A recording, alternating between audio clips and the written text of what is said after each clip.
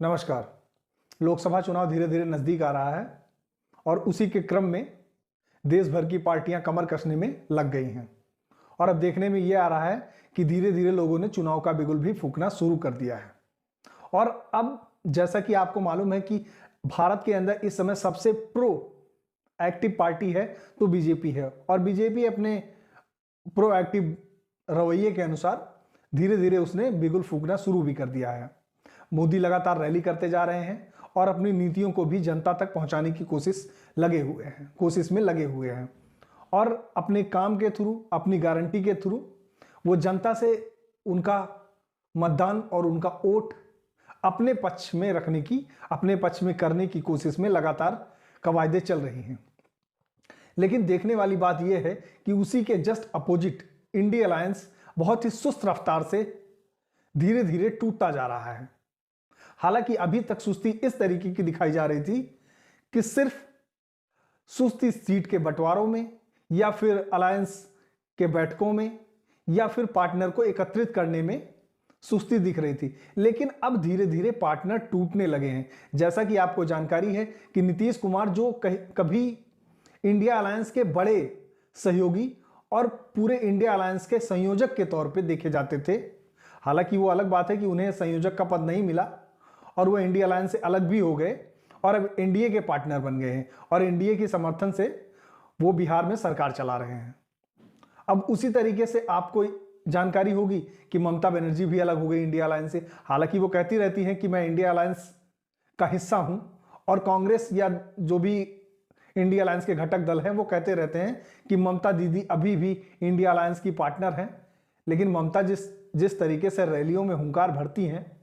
मंच से लगातार कांग्रेस को लताड़ने का काम कर रही हैं और जिस तरीके से वो मंचों से कह रही हैं कि मैं उनको 2 सीट दे रही थी या उनको यानी कांग्रेस को 2 सीट ऑफर कर रही थी और उन 2 सीटों पर हम उनकी जीत भी सुनिश्चित करते, यानी कि उनको हम जितवा देते। लेकिन 2 सीट से कांग्रेस संतुष्ट नहीं है और उनको क्या मैं 40 सीट भी दे दूं तो वो संतुष्ट नहीं होंगे। इस तरीके का इल्जाम ममता कांग्रेस पार्टी पर लगा रही हैं और ये भी कहती हैं कि जिस तरीके से इनका रवैया है, यानी कि कांग्रेस पार्टी का रवैया है, कांग्रेस अब की 40 सीटों से भी कम सीटों पर जीत पाएगी। इसके साथ ही ममता बनर्जी राहुल गांधी की न्याय यात्रा से भी खुश नहीं है और न्याय यात्रा को लेकर जो उन्होंने बयान दिए हैं वो भी चौंकाने वाले हैं। उनका कहना यह है कि जिस तरीके से राहुल गांधी की न्याय यात्रा शुरू हुई, अलायंस पार्टनर को विश्वास में नहीं लिया गया या अलायंस पार्टनर को किसी भी तरीके से इन्फॉर्म नहीं किया गया। इस चीज को लेकर भी ममता बहुत खफा थी कांग्रेस से और जिस तरीके से अगर अलायंस के पार्टनर निकलते जा रहे हैं तो क्या आने वाले दिनों में ये देखने को मिलेगा कि बहुत सारे और भी पार्टनर इस अलायंस से छटक सकते हैं। अब हम आपको एक बड़ी खबर बताने जा रहे हैं जिससे हो सकता है कि इंडिया अलायंस का पूरा कुनबा ही धीरे धीरे बिखर जाए, क्योंकि जिस तरीके से नीतीश कुमार निकल चुके हैं, उधर ममता बनर्जी निकल चुकी हैं, इधर पंजाब में भगवंत मान खुद घोषणा कर चुके हैं कि 13 की 13 सीटों पर हम खुद चुनाव लड़ेंगे। यहां पर कांग्रेस का कोई भी कैंडिडेट नहीं दिखेगा और पंजाब में हम बहुत मजबूत कंडीशन में हैं और हम ही चुनाव जीतेंगे और अलायंस के साथ चुनाव नहीं लड़ेंगे। लेकिन आने वाले दिनों में क्या हम उद्धव ठाकरे को भी अलायंस से अलग देखने जा रहे हैं या बहुत तेजी के साथ घटनाक्रम जो बदलता जा रहा है, अब यह देखने को मिलेगा कि महाराष्ट्र से भी एक बड़ी फूट होने वाली है।